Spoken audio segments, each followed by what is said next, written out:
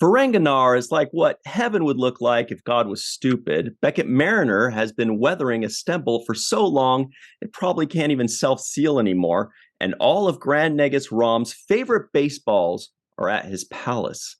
Hello, everybody, and welcome to The Seventh Rule with Cirroc Lofton. Hello, hello. My name is Ryan T. Husk, and today we're doing a review of Star Trek Lower Decks Season 4, Episode 6, entitled Parth Ferengi's Heart Place. I think I'm pronouncing it correctly, but some people may disagree. Written by Cullen Crawford, directed by Brandon Williams. We have a very special guest. We've got a legend in the house, figuratively. It is Mr. Mike McMahan. Hi, thank you for having me, boys. Good to be back. So great Welcome to have you. back. Love to be on a review of my own show. Hopefully you liked it. We're liking all of it, I think, so far. Yeah. I prefer in a review that you recap the 22-minute episode over 2 hours. That's my favorite type of podcast. So please. Well, then you're in luck because we've got all day. Exactly. Well, let's just jump into this. First of all, everybody knows Mr. Mike McMahan is the showrunner of Star Trek Lower Decks, and we are extremely honored to have him here. He's always very gracious with his time, and we super appreciate that. Question number one goes as follows. We've all seen the first 3 seasons of Star Trek Lower Decks. We're all wowed and tickled by it all. When you started the writer's room for season 4, what was the angle you were going for? Was there something new you wanted to add? Were you trying to step something up? Were you trying to add more Easter eggs? What was kind of that conversation like? No, I sat down and I was like, guys, we're finally going to do it. We're going to add Stargates. And everybody was like, you can't do that. And I was like, never mind. Let's, no, I'm just, the Stargate people all just sat up and they were like, I'm sorry, really? I'm listening. Honestly, there needs to be more semi-automatic rifles in Star Trek. Stargate has them all on lock. No, I said, originally for season 4, when we started, I like to come in with some stuff kind of planned out and then some loosey-goosey stuff that like we can figure out that'll be, because you don't want the whole thing locked down by me before I sit down with writers, because just like having more brains from different backgrounds is always just going to get you things you don't expect, which is better. But I knew that I wanted to promote them in season 4, the Warp Core 4, so to speak. And I knew I wanted to add T'Lyn to the mix more, but I thought we were going to promote them at the end of the season. And pretty quickly, Cirroc, I love the big hoop earrings, by the way. You look good. No, thank you. Appreciate it.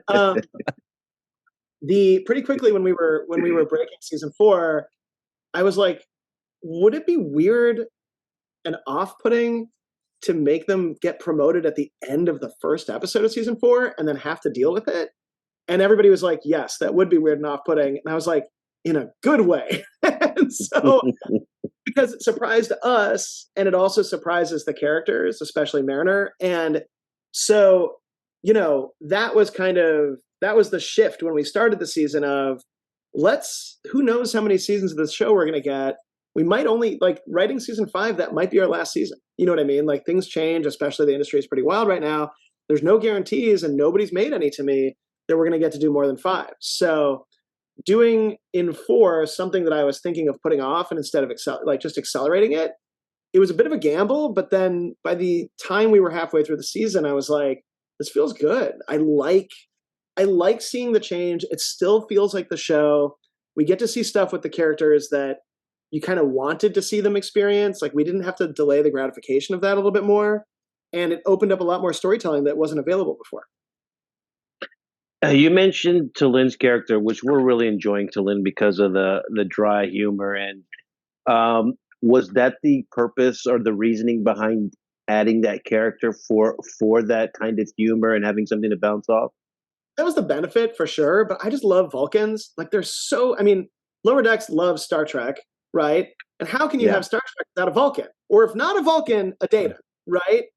Like, you need, and Cirroc, I'm very aware that you were clearly the Data of Deep Space Yeah, Nine. well, thank you very much. But Deep Space Nine, a data-free Star Trek show. But anyway, you guys have more Wayuns, which was good. But anyway, the adding that dry humor, like, that wasn't something I came up with. Like, we saw a lot of that with Spock. We saw a lot of that with T'Pol.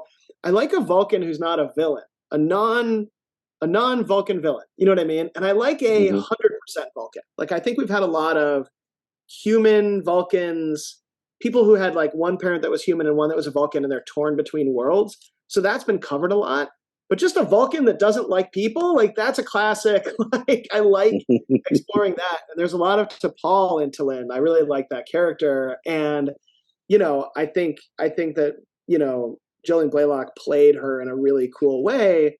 So, like, you know, getting to do our own Vulcan and seeing how a Vulcan lower decker who isn't, you know, in charge of stuff and isn't second in command, you know what I mean, doesn't have the ability to just go and talk to the captain and is in a position with less agency, like, that hadn't been seen as much, you know. And I love Tuvok, but like, Tuvok keeps it unlocked, you know what I mean? Like, Tuvok locks it down. Like, he's kind of a different vibe than T'Pol and T'Lyn. Like, you know, he's got a job to do and they're stuck in another quadrant. So, like, it was an opportunity to have a Vulcan that feels like you recognize her from Vulcans you've seen, but like plugging into these fast, jokey, loud comedy characters, but still getting to be Vulcan as a straight man, sort of as this, exactly like what you said, that style of kind of dry humor, like, still humor. So I love writing lines for T'Lyn. It's so, you can hear Gabrielle's voice, like, when you're writing it on the page, and you're already laughing at, like, knowing how it's going to, like, dead stop for a second and then they're going to speed up again, you know. Like, it is just it's a blast to get to do. And I kind of want to crib it. I'm like, why am I not just writing Vulcans into other shows and just not calling them Vulcans? Like, it's so fun Totally to have somebody who acts like this. Like, I think I'm like, moving forward, I'm just going to quietly add Vulcans to non-Star Trek shows, but just don't have them have pointy ears. Just have them be like, you know. You're right. Mm-hmm. Well, you've been doing a theme also for this. Oh, sorry, Brian. No, please go.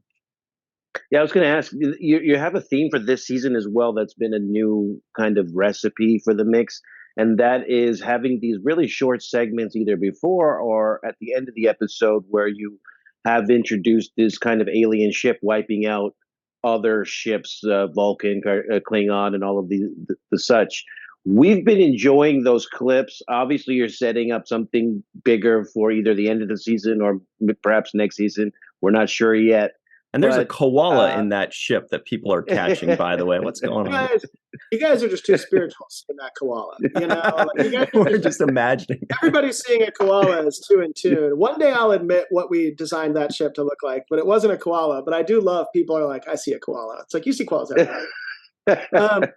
Yeah, I really love those, you know, those little moments. They are building towards later this season. All will be revealed. You know, it's a 10-episode season.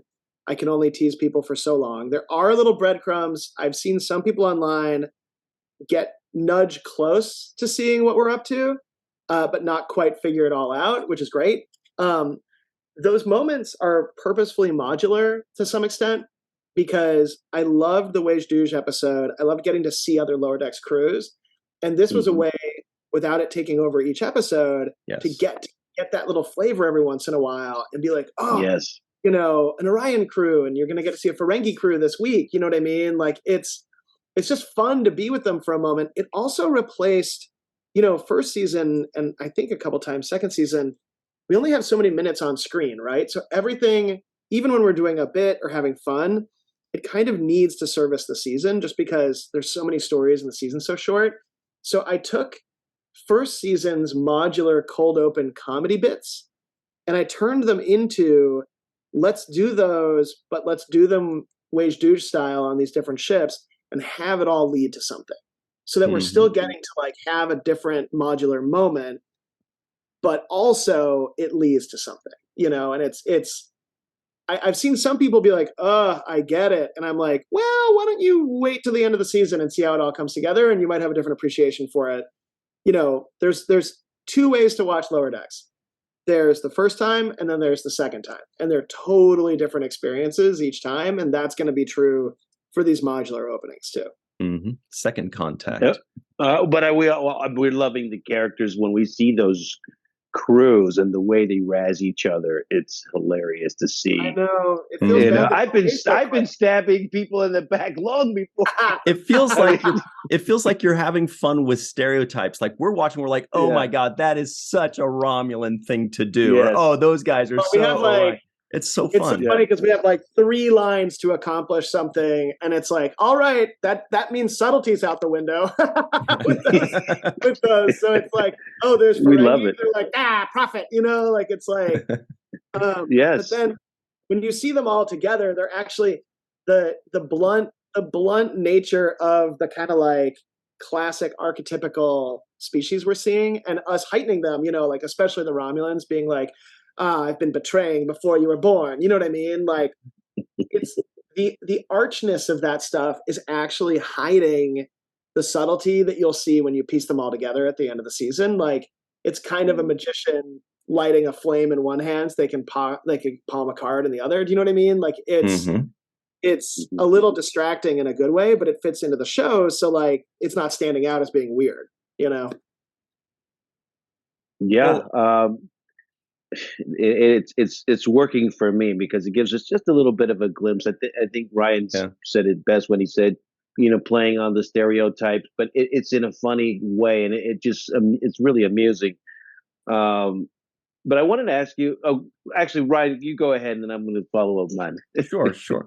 I just want to point out, everybody listening in just on audio, Mike McMahan has a very sneakily hidden number 47 on his hat. Very cool little thing there. He's got a Shax in his background, and it looks like some kind of Star Trek plate. I'm guessing it might be a Tom Paris.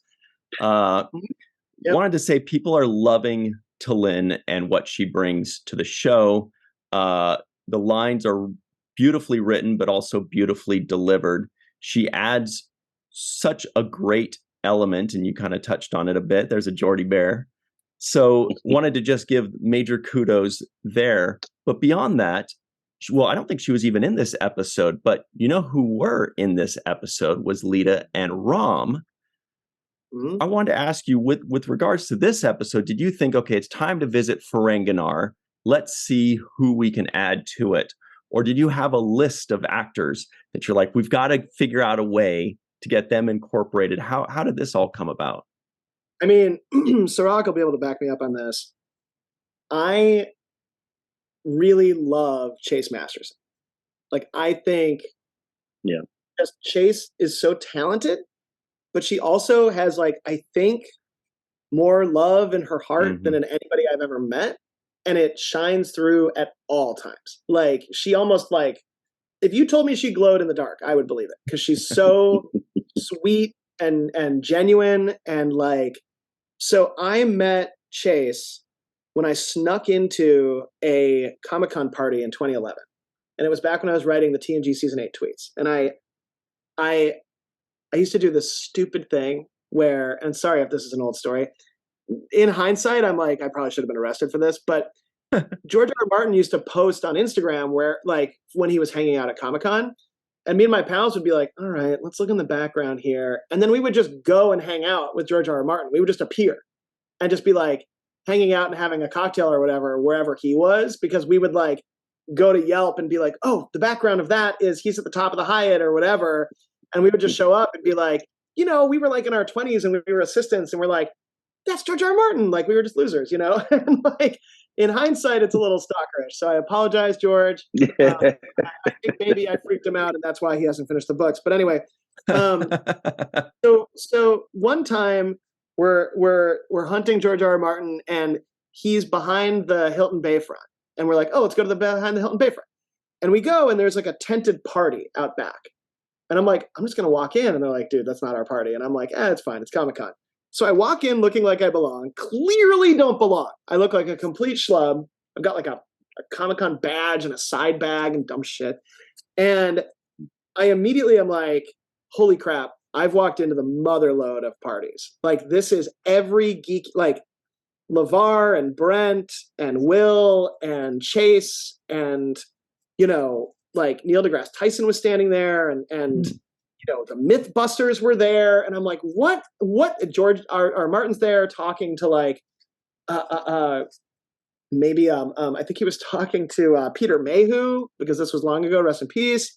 And I'm like, oh no, I may have crashed a party that was way out of my league. And I start talking to Will, and I was like, hey, I don't really belong here, but I write TNG season 8. I just want to say I'm a big fan.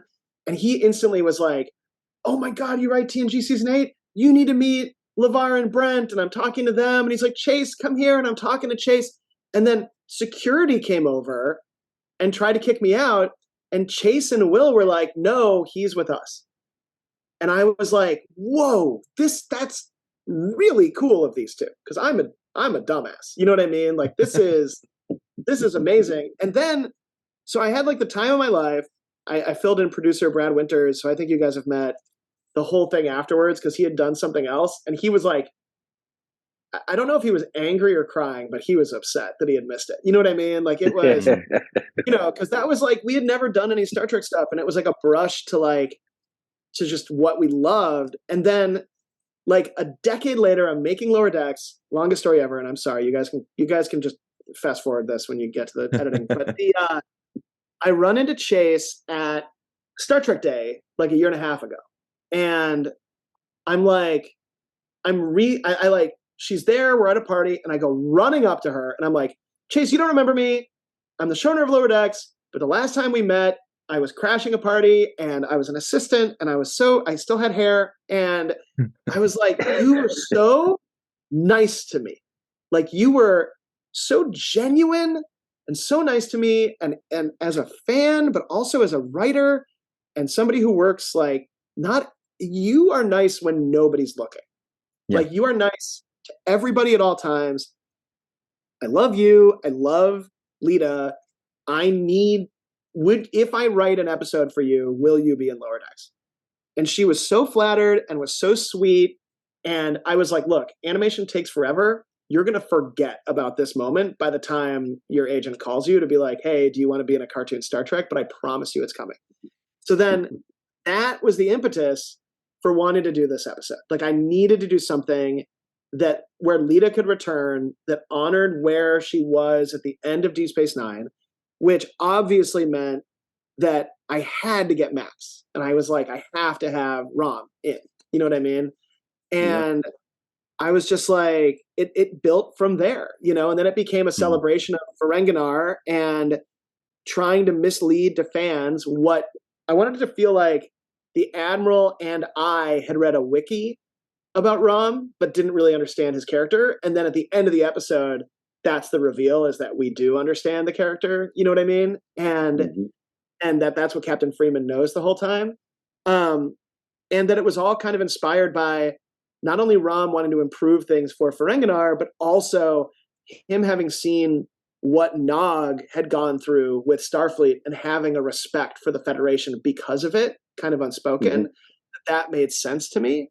So, you know, wanting to do that, but also make it a Lower Decks episode meant, you know, trying to balance all that stuff. But that, long story long, is kind of the impetus for that. Wow. She is an angel. It's funny because when you were recalling that story, that actually reminded me of Mariner. I felt like you actually did a real life Mariner moment totally. Sneak into the party. 100%. 100%. I didn't end up getting stabbed or phased or anything, luckily. Yeah, but still, you know, it worked out actually. And you're absolutely right about Chase. She's a wonderful, just a sweetheart.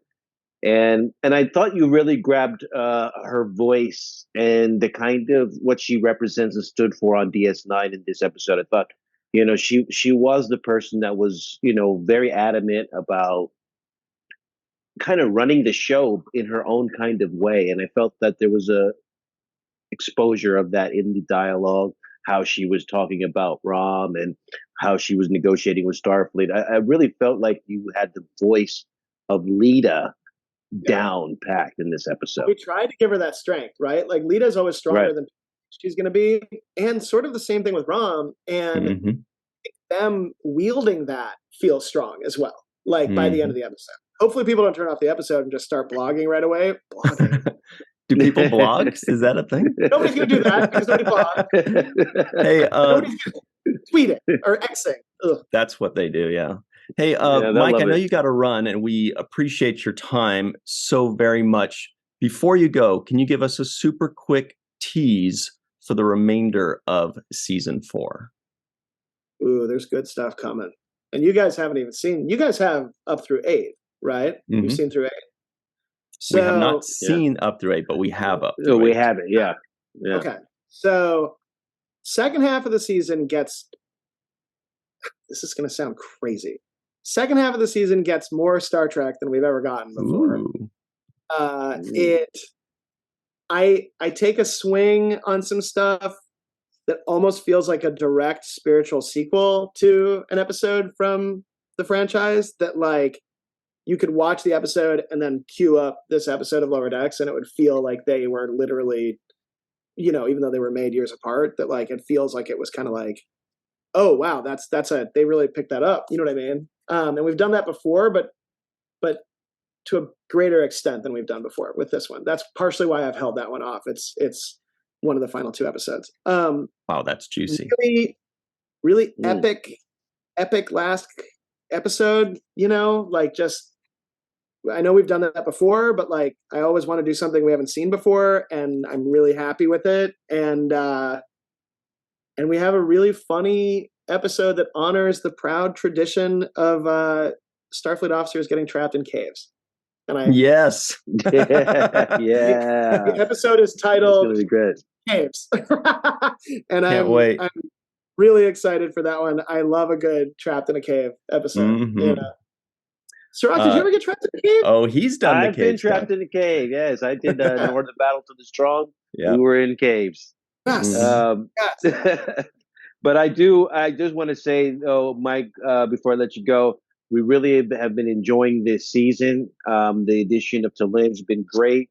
You know, starting off with the Tuvix episode, I thought you hit the ground running, and it's been really fun to watch this season kind of develop. I'm looking forward to seeing a lot more of what you're doing here at Lower Decks. Also wanted to highlight one really quickly thing. Yeah. You have managed to write a show that doesn't have the captain as the star of the show per se, and I think it's the only series, Star Trek series like that. So that is also kudos to you, Mike, for pulling that off in a successful way. So I just wanted to give you your praise there. Thank you.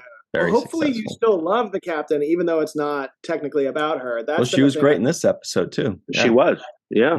Yeah, no, we love the captain, but we love the fact that you're writing this show in a way that really gives us all somebody to cheer for. And one last thing, also, I found myself in this episode cheering for the relationship between Rutherford and Tendi, and I can't believe I'm saying this, but I've never seen myself cheering for an animated shipping them, as much as just do it. Come on. I know.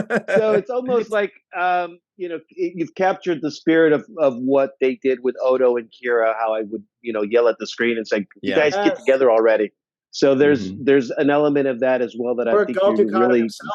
Yeah, you know? Right. Or Picard and Q. The most totally. famous couple. Yeah.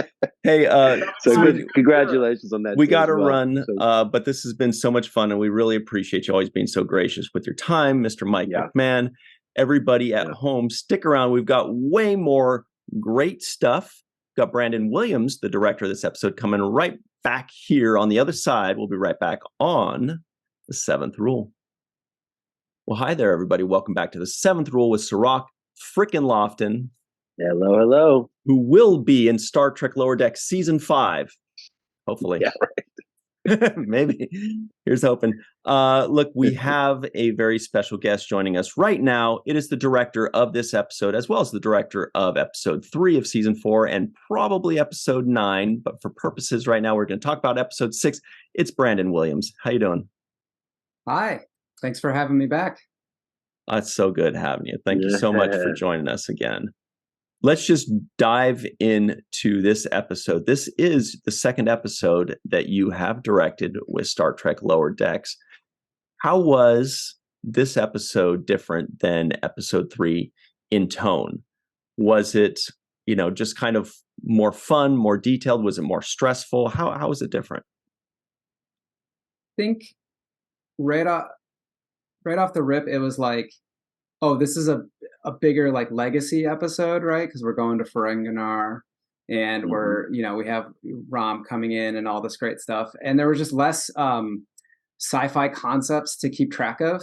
So in a sense, it was like more pressure in terms of we have to make sure we get this right for the fans and for everyone, and then like less pressure because there's no supercomputer who's actually good and not evil, and there's no weather changing every 5 minutes and planets exploding and all that. So like it was kind of a nice change of pace, and we got to focus in on our characters a little bit more, which I really liked. So it's kind of like how everything works in animation, where you're just kind of thrown new challenges, and like, so it's not so much that it's like easier or harder, but like different. Mm-hmm. When you're designing the layout for Ferenginar, and putting these, I would say, Easter eggs here and there, I was trying my best to look at everything that I was seeing and find out what I was seeing. Loeb's Lodge, for example. Yes. And, there were so many of those. Wait, let me see if I can find a few of them. All you can blank. I don't even know what I was supposed to guess from all you can blank, but I did guess one word, and I'm not going to say it. Sluggo Cola acquire pour which is like, that was hilarious. That means acquire for men. There was Uncle Quark's Youth Casino, which was also fantastic. Loeb's Lodge, Maximum Umok's Rub Dungeon. Anyway.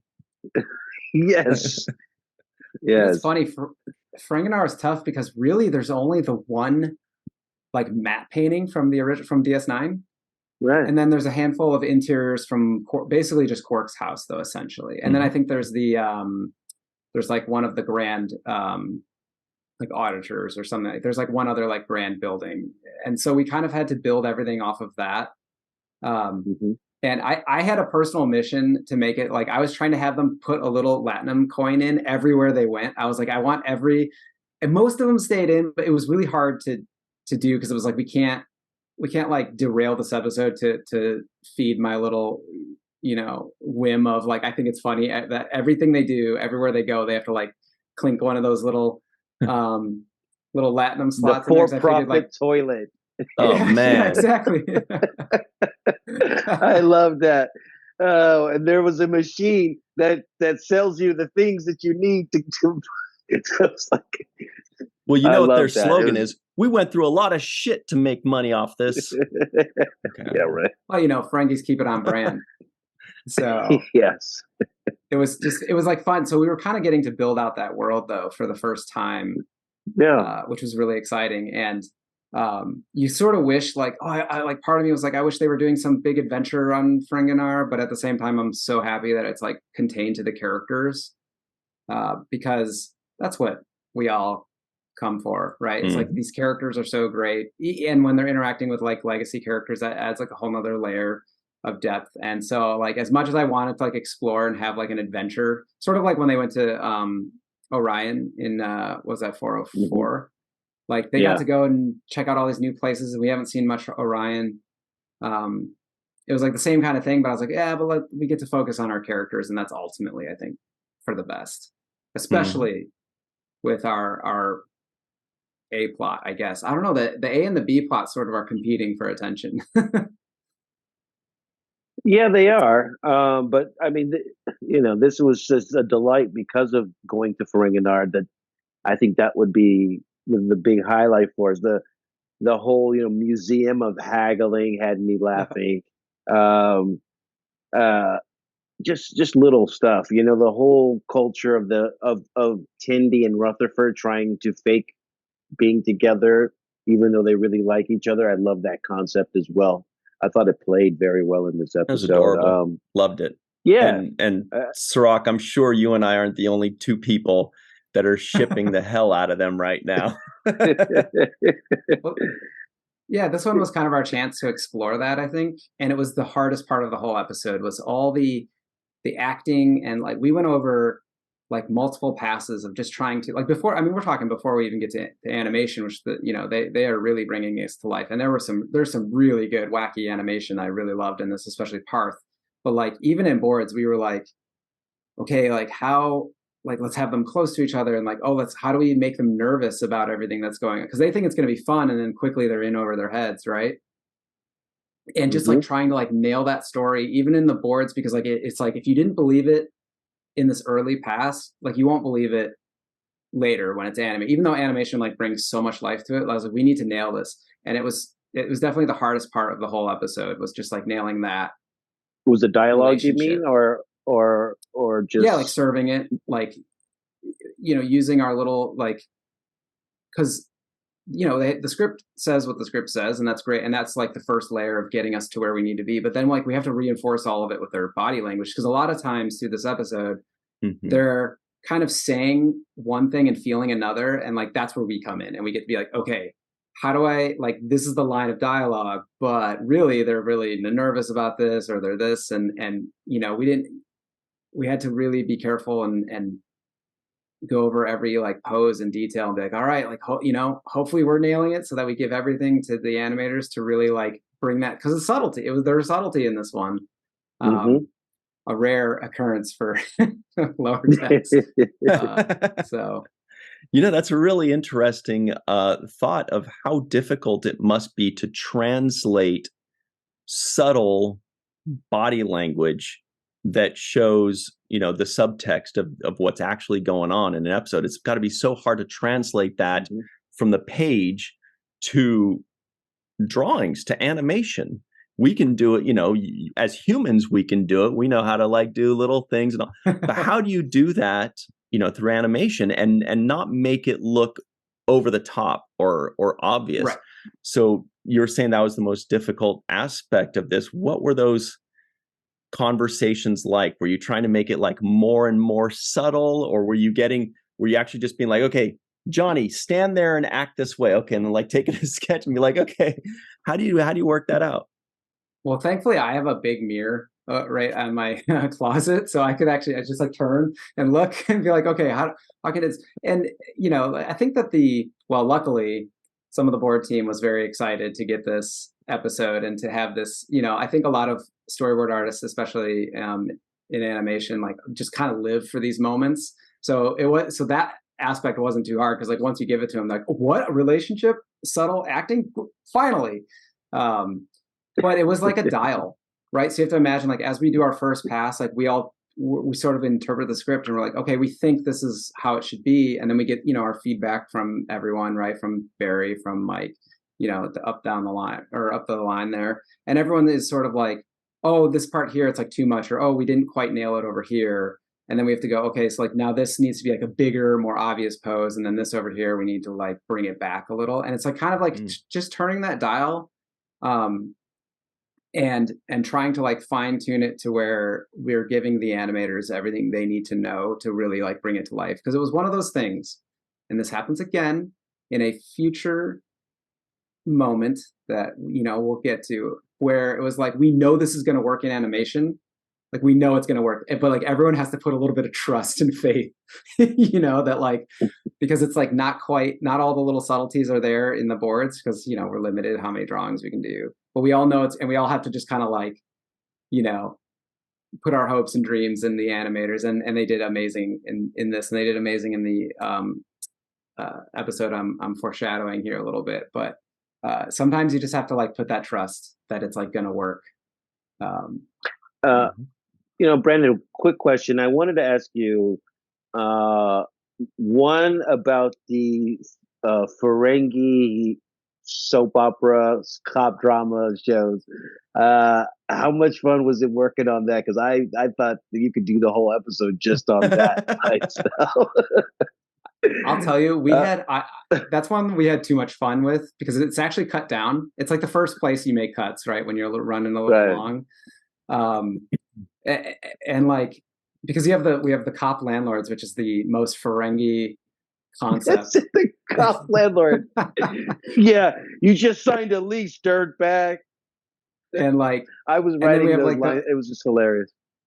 well, I love the your pet's over 26 pounds, or he was 20 pounds when I got him. And he like pulls the phaser out of the little pouch. Yeah. Like that was a little addition that we kind of got to later. You which is just great. surrendered your deposit and your life.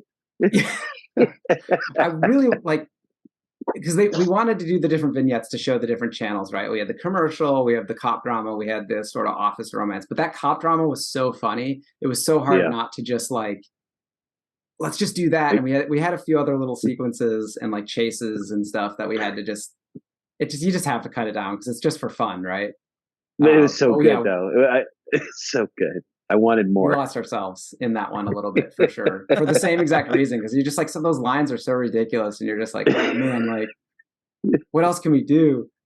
Yes. That's like that's a quick, yeah. No, sorry, please finish. I was gonna say that's like one of those places though where you can get into like asset overload really quickly, because like it sounds easy, like, oh yeah, we'll just do this. And now I think about it, even when I'm watching anything really. But like if you have TVs in the background, you have to like come up with that footage, right? So like we're making this little cop show, we're making the commercial, and that's all backgrounds, characters, animation. That's basically like full, like its own world that just for these little gags. So we had to be somewhat conscious of that and like make it, you don't have to. You get to add those. That's got to be like, it's got to be one of those things where you start off, oh, we got to just add this little thing, but then you like really start getting into it, and then you could just let your mind go. I did want to ask you, because we talked about this for a second before we hit record on this segment, but when we were talking about Mariner and Cirroc says, hey, what's eating Mariner? And we don't really know yet. And you said you didn't really know when you were directing this. So the question is, how do you approach directing a situation or a character or a storyline that you don't really know the ending of? You know, like, how do you tiptoe that line? Yeah, it was difficult. The first thing you do is you ask, right? You ask Mike, like, hey, I know we haven't gotten that script yet or whatever, or haven't read it yet, but like, what is it that's kind of eating Mariner? And he'll sort of guide us, because like sometimes not everything is completely set in stone, and then but other things are. Like, I know they usually have like big goals for each season. They sort of like work all that out in the beginning. So it's kind of the first thing is like, you always ask, right? You just try and get some insight as best you can. And so we had we had just enough to go off of to sort of like, but I just didn't know the exact details yet. It was kind of like, they're like, oh yeah, you're going to find out soon. It's going to be great. And everyone will find out, and it's going to be great. But you sort of just have to look at where you're at in the season as it is, and there's not really, like, we know something is bothering her about being promoted, right? So I just sort of took that and said, okay, there's something in her past. We know from previous seasons that she would get promoted and then demoted on purpose. So I'm like, okay, there's something about the responsibility. And so I just kind of start to like, I go off of, the guidance I was given, and just sort of go, okay, and just make up my own little headcanon and hope it kind of works out. Because as long as we hit the emotional moment, and really what I focused on was just like how her and her friend, right, were sort of like had this rough evening, because I figured like if we serve that moment, then the underlying tension will sort of just come through automatically for us. But it was tough for sure, because I was like, what is it? What exactly is it? And I had some guidance on it, but they weren't 100%. I think they knew, I'm sure Mike and all of them knew. And it's not like they were keeping stuff secret. Everyone's just busy, right? And and like sometimes it can be hard to be like, oh, well, like they'll give us the broad strokes of what, but it's like, I'm not going to describe to you this entire thing that's going to be explained in this entire, this episode later, because you just don't need it for this moment. It's like, all you have to do is serve like this emotion, and you're like, cool, got it. Like, let's do it. And that's kind of the fun too, is to just sort of, I get to, oh yeah. No, I want to ask you, Brandon, is it my imagination, or has Ransom's character evolved over these last 4 seasons, because I feel like he started out in the more vain, self-centered lane and has now kind of evolved to still have some vanity, but also a little bit more compassion, I would say, for his crewmates. So is that my imagination, or is that something that is actually purposeful? Well, I think it's very purposeful for sure. Like you can kind of see the layers are being pulled back and like you're kind of like realizing, oh, this is why he is Freeman's first officer, right? Because at first, like you said, he was very like, I think that's typical also is like a lot of side characters are sort of one note for at first, and then as you move through the story, you're able to kind of like peel back the layers and like they become less of a joke and more of a fully formed character. And I imagine that Ransom was probably the idea of his character was known the whole time, but just wasn't like given away. It's kind of my like because I don't know exactly 100%. I know for sure he is evolving like as we move through, and he's one of my favorite characters too.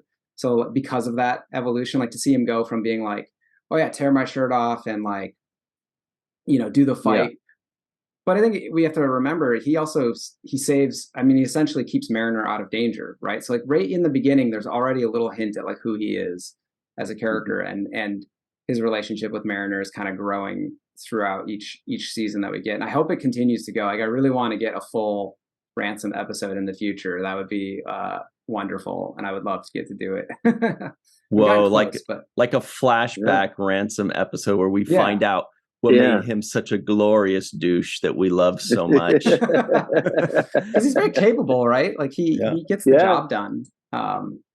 And no, he's becoming somebody I'm actually liking. And in the beginning, I didn't like him as much because I thought he was just the jerk guy who was always like, look at me. And now I'm starting to say, hey, you know what? He actually thinks about other people other than himself. And I think that makes him somebody that I like more because of that. It's like, oh, it's not all about him. It's also about developing other people and helping in their growth and development. So I see that now as an aspect to his character. I didn't see that before. And so, I feel like he's growing in a good way. Mm-hmm. Hey, especially Brandon, with Mariner, right? Yeah. I know we only got you for a couple more minutes here, but can I please ask you the following question, which is, personally, this was a very fun episode, not just because we got to see Lita and Rom, who are absolute angels in this world, the actors that portray them, Chase Masterson and Max Grodenchik, and we got to see Ferenginar. We got to have a ton of laughs, and we got to see Rutherford and Tendi act like they're not in love, but then at the very final scene, they're basically humping each other in a Jeffries tube. So it was just a ton of fun. But I wanted to ask you, what was the highlight of this episode for you? Whether it was behind the scenes or whether it was a line, was there something that really jumped out? When 30 years from now, when you look back at this episode, you're going to say, the best part of that episode was. That's tough to pick. There's so many moments. I think my favorite moment is the hard cut to Boimler at the end, where we sort of forgot about his story, like the D plot. Like I know that is like totally outside of everything that is cool and great about the episode, but like he's in there, he's kind of having the vacation that like I would probably have, where I'm just like, like I need to just be in the hotel room and like I just need that like mental break. Right. So he's stuck in there, and we sort of, because like all this great stuff happens. You got this, the Tendi and Rutherford story, Mariner's having like fights and going through it, and then we've got the negotiation with Freeman, and like you purposely kind of forget Boimler, even though he has those big like memorable moments. But then at the very end, Ransom just being like, wait, where's Boimler? And just that hard cut to him is like, oh, I'm sorry. And then like Ransom's like proud of him for like you said, we're kind of seeing more of Ransom's like, yeah, I'm glad you actually like took a break. But just that hard cut is one of and it was served so well. Like I thought we did a good job in boards, but seeing the final animation, I was like, this is so we good. got to see the Ferengi whip finally. Yeah, the Yeah. whip. That was Yeah. that was the best part. And he has that line. He's like, I've called the authorized them to local take police you. to come get you. Yeah. Yeah. Just go limp, son. That was the best line. I mean, that might be my favorite line of the episode too. I know it's all the way at the end. It has nothing to do with the big moments of the episode, but that was one of my favorite bits. It's just to have him be like, just go limp, son. And then he like comes in and you got all the screaming and the whipping. That was so fun. Oh yeah, that was great. Mhm. Definitely enjoyed that. And then the moment he looks like he's all strung out, from ODing on TV. TV. Oh, the bloodshot eyes and everything. Yes. That was so great. Underpants. Yeah. I Well, audibly laughed out loud when I saw it. Oh, good. Yes. Like I was I mean, oh. that's always good if you can actually laugh at the finished product, considering you've seen it 50 times in various different stages of production. Yeah. And by the way, the line where Colin wrote this episode, Colin Crawford, the line where someone says, "Yeah, the Cerritos, the horniest and least romantic." I was like, "That's the Cerritos." I think we've proven that time and time again. Mm-hmm. I think it's Cerritos. official. Yes. I love that definitely does not describe our show. We are very wholesome and normal and extremely romantic.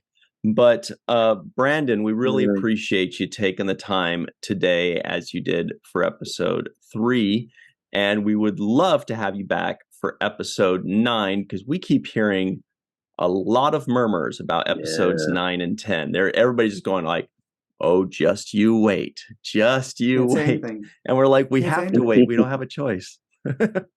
It's going to be worth the wait. I promise. Those two. It's really a lot of things are going to come together, and I'm very, very excited. Very proud of that episode. Wow. Also. Yeah. All right. Hey, you don't have to throw up in my mouth twice. Yes, excellent, excellent. One of the best lines ever. Good job. So that was perfect. Look, everybody, stick around. We've got a final segment to put a button on this awesome episode. But for now, we want to say thank you very much to director Brandon Williams. Very much looking forward to the rest of the season. We really appreciate you and your work. Thank you so much. We will be right back, everybody. Stick around on The Seventh Rule. Hello, everybody, and welcome back to Cirroc Lofton's The Seventh Rule. Yeah, right. Hello. Here are the trivioids of the week. A lot of fun ones. Grand Negus Rom says equality and hospitality are more profitable in the long run. There is now an updated portable version of the Genesis device. Ferenginar is beginning the process of joining the Federation.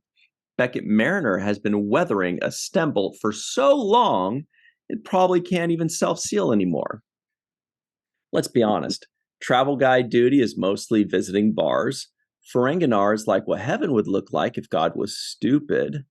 Ferengi public libraries go hard, and all of Rom's favorite baseballs are at his palace.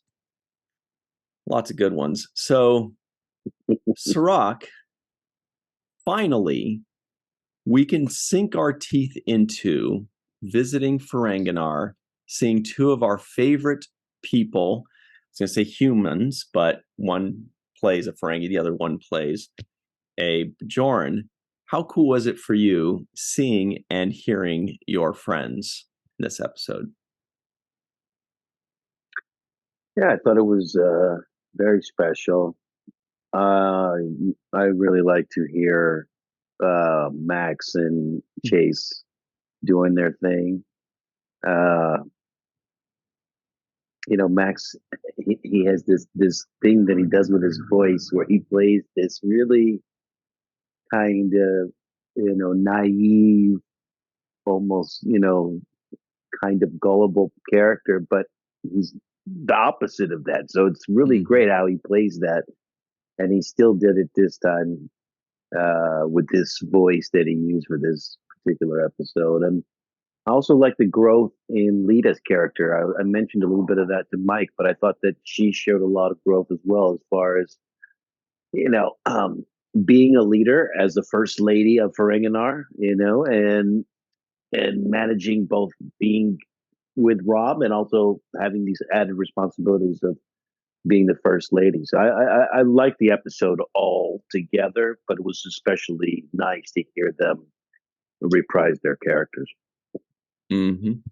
And yeah, I kind of heard a couple things in Max's voice that I didn't recognize. Like I feel like the who's the person? It's like an audio director or something like that. There's kind of like a secondary audio director. I can't remember what they call that person, but somebody was able to pull something new out of Max a little bit. Like there were a couple times where he did like a couple fast laughs, like "huh" or something, and I was like, "Oh shoot, he's still pulling out some new tricks," or they're pulling it out of him. So that was really fun to hear, a little bit of an expansion of the role and an expansion of his skills. And I thought that Chase really, her character was really shining in this episode. Lita was great. She's come so far, so has Rom, and this is them really just shining in their roles as leaders of this planet, of this Ferengi alliance.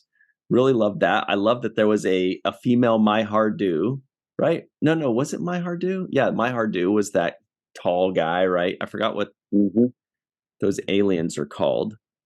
But overall, this was one of the best episodes I've ever seen of Lower Decks. I really loved it. We've covered so much with these, with Mike McMahan and with Brandon Williams, but I just kept laughing. This is the most notes I've ever taken. There was the Maximum Umox Rub Dungeon. Got non-appearance mentions for Honus and Nurse Wesley. I don't know. What were your biggest laughs today? Because I got a million. Oh yeah, I had a lot of laughs. One of them was the bust of Good Fortune and the bill for the bust of Good Fortune. I thought that was hilarious because you give somebody a gift and then you also give them the bill for the gift. That was funny for me. I mentioned earlier about Cerritos being the horniest and least romantic crew. That had me laughing.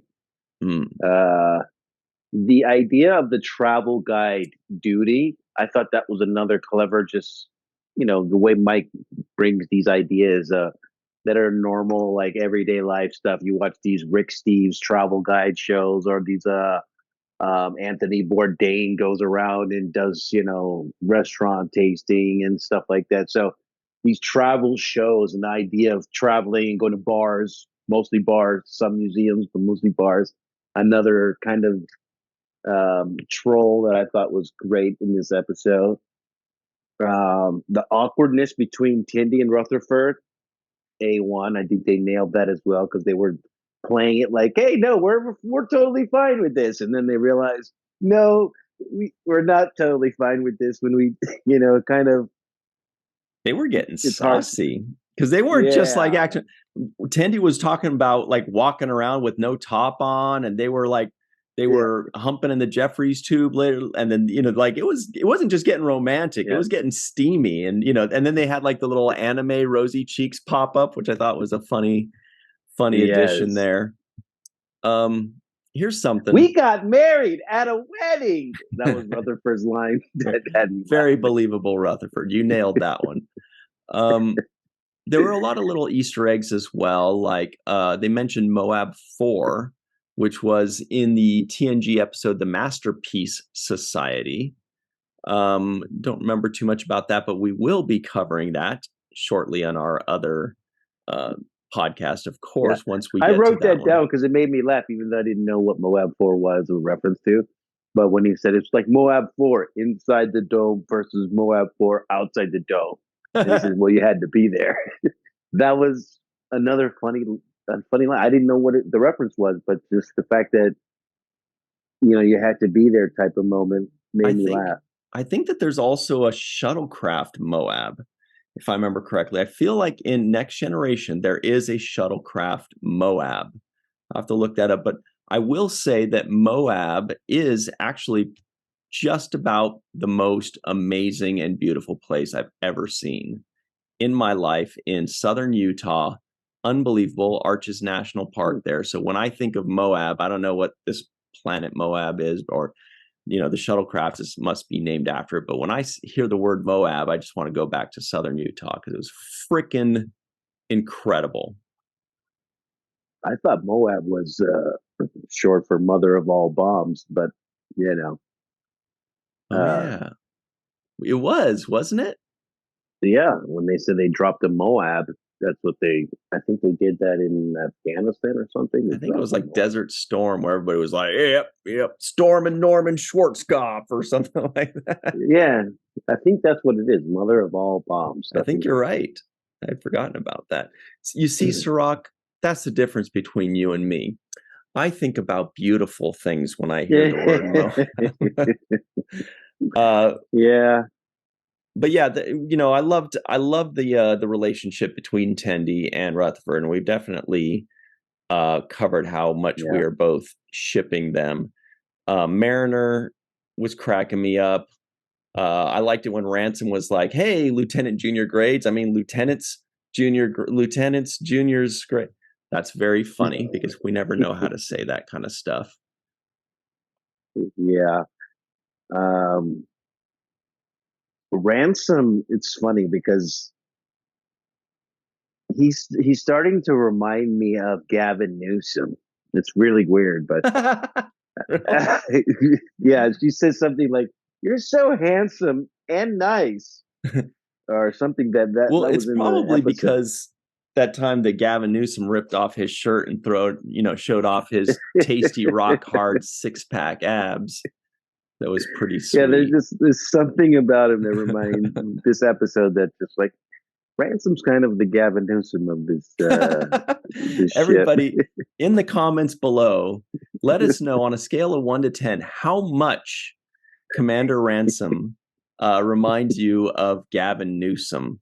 And if you're from like Austria and don't know who Gavin Newsom is, then just tell us who he does remind you of.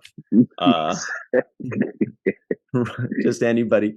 I will say that the highlight, like for me, beyond Rom and Lita, the part that I was just like, this is such a beautiful and happy and unexpected moment, was recreating or kind of a spoof off of the Las Vegas Star Trek experience at the Star Trek. I was going to ask, that was my question for Mike. I wanted to know, did they base the Quarks Federation experience? It has to be 100%, because it looked the same. They actually got the layout, and they had the Enterprise and Voyager flying above, hanging above, just like it was exactly the same deal. And it had Next Generation music playing. Like for a moment there, I felt like I was home back at the experience that closed in 2008. And it was just such a great addition. And then they had the guys in disguise or in costume pretending to be the Ferengi pretending to be a Vulcan with the bowl cut. That was, we should have brought that up with Mike. That was the most beautiful moment for me, that somebody's finally paying homage to, one of the places that I have the fondest memories of in my lifetime. Me too. And ironically, it made me feel like I was there. Like even though I'm watching an animation, I felt like I was brought back to that spot. I had a little bit of nostalgia when I was looking around for things that I would recognize. Mm-hmm. Particularly, they had a souvenir shelf towards the entrance or exit or whatever you'd say. And it had for that. It had some of the decorations, if I remember correctly, that the Hilton experience used to have, which it had like the Mugatu, the Guardian of Forever thing. There were like a few things in the background there that I was like, they really just modeled this after the Star Trek experience, but it's just run by Ferengi, wearing Vulcan wigs. And I'm going to definitely go back and rewatch that. And then we can order our Deanna Troi onion rings of Beta Z, I think it was called, or the Hamburger, or the Vulcan Mind Meld drink, or the Warp Core Breach, the Borg Cube. I remember that whole thing. I lived there, man. Or I could have. I think I had a jambalaya or something on that menu. Something. But yeah, that was a nice callback to the Star Trek experience. There was also the the different rules of acquisition in this episode. I thought that was cool. I was waiting for the seventh rule to be brought up at some point. I was like, hey, that would have been a cameo for us. That would be But fun. they brought up the eighth rule, which is small print leads to large profits. I thought that was a nice, little shout out in there. But and they yeah, this also episode was great. It just had everything you could possibly really want. they had a second rule of acquisition as well. Where was it? Yeah, number 62. Yeah. The greater the risk, the greater the profit, or something to that. Yeah. Yeah, there it is. Rule of acquisition number 62. The riskier the road, the greater the profit. Yeah, you nailed it. Yeah. That would be so fun though, if one of these episodes does have the seventh rule. They'll be like, the seventh rule will be like, huh? And they'll be like, of acquisition. Oh. We lean in for that moment and expect it. I was looking for it in this one. Didn't we see this terraforming thing in another episode of something? I could have sworn. Which, the Genesis device? Yes, the Genesis. If I remember correctly, the Genesis device was from Star Trek 2.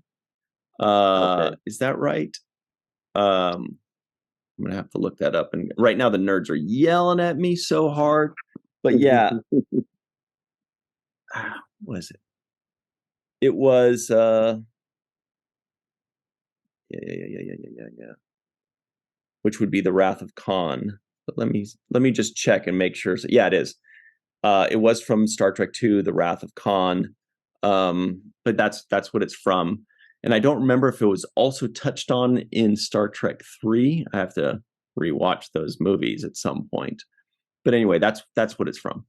So it's from Star Trek 2, but it was also the idea of terraforming planets. I thought was also in the Next Generation, like season 1, where there was that one scientist guy who came aboard the Enterprise to terraform planets, right, or do something. True.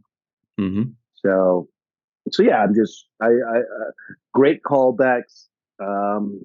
One thing that these guys at Lower Decks, Mike McMahan and his team, have been doing is bringing us more callbacks than ever before on all shows combined. Oh yeah. Yeah, right. It's just there's callback after callback. Basically, every episode is an homage to something that happened in the past in some way or another. So that's what this show has really found a niche for.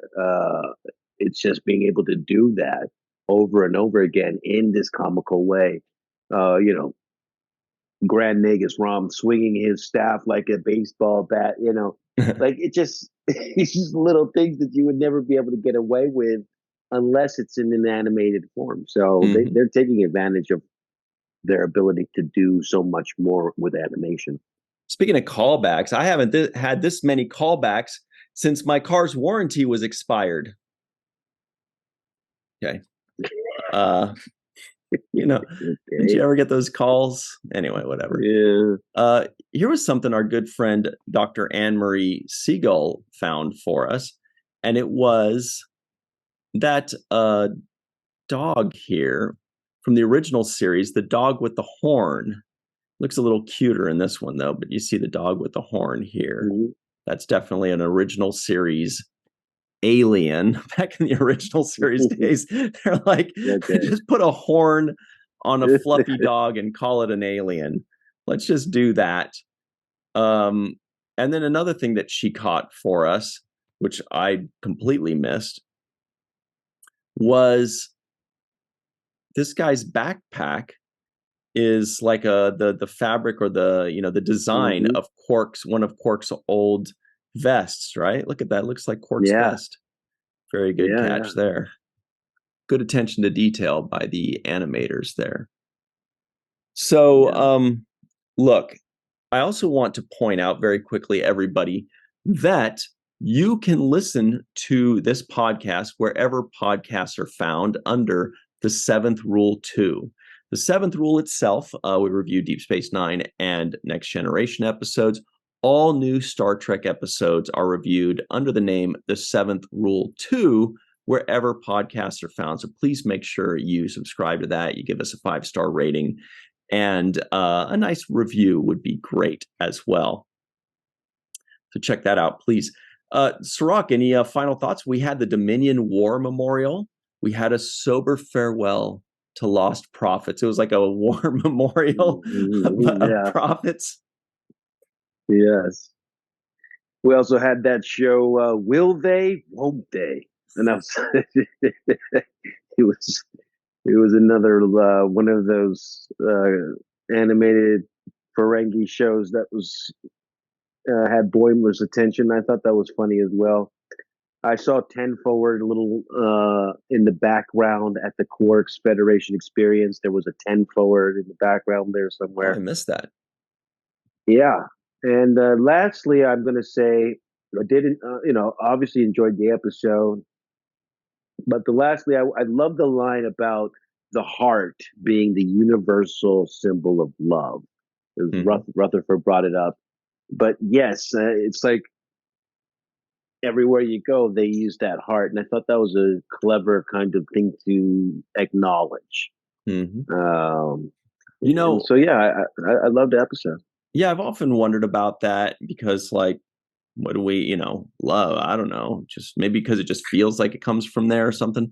But if I remember correctly, reading a long time ago, that way back in the day, they used to think that the center of love was like their liver or something like that. If I remember correctly, people in the live chat or in the comments below that have more knowledge on this matter than I do, please let us know. Where did I read this? And what was this? something 1,000 years ago or whatever. They used to think that the center of like love and the soul and stuff was like your liver or something like that. Which sounds silly to us, but to them maybe the heart sounds silly. They're, where their blood is? That's stupid. Anyway. Yeah, I wonder what that liver symbol would look like when you draw it. Yeah, it would be way less cute than a little heart. It would be like a leaf-shaped, ugly slug. Yeah. But look, people that are not leaf-shaped or ugly, but that are the center of our love are as follows. Homer Frizzell, Dr. Anne-Marie Siegel, Eve England out in Wales, Yvette Blackman Tom, TJ Jackson Bay out in Missouri, Bill Victor Arukin. Our good buddy Titus Moeller, Darlena Marie Blender, Dr. Mohammed Noor, Tierney C. Diekman, Anna Post, Anil O. Palat, Joe Balsarati, Mike Gu, DQ, Dr. Stephanie Baker, Carrie Schwent, Faith Howell, Edward Foltz, live from Tokyo, the Matt Boardman, Chris McGee, Justin Weir, Jake Barrett, Jane Jorgensen, Henry Unger, Allison Leach Hyde, Julie Manosfee, Marcia Classic Schreier, Greg K. Wickstrom, and of course, Dr. Susan V. Gruner and Jason the Outrageous Oken. Thank you all very much for joining us. This was a lot of fun. I honestly feel worn out after watching it and laughing at this episode all day. It feels like I feel like I need a nap. This was great stuff. That's it for us. Please make sure you like this video. Give us a nice comment in the comment section below. Make sure you're subscribed to this channel and you hit the bell icon for notifications. Thank you so much for watching. We appreciate all of you. And until next time, always remember the 7th rule.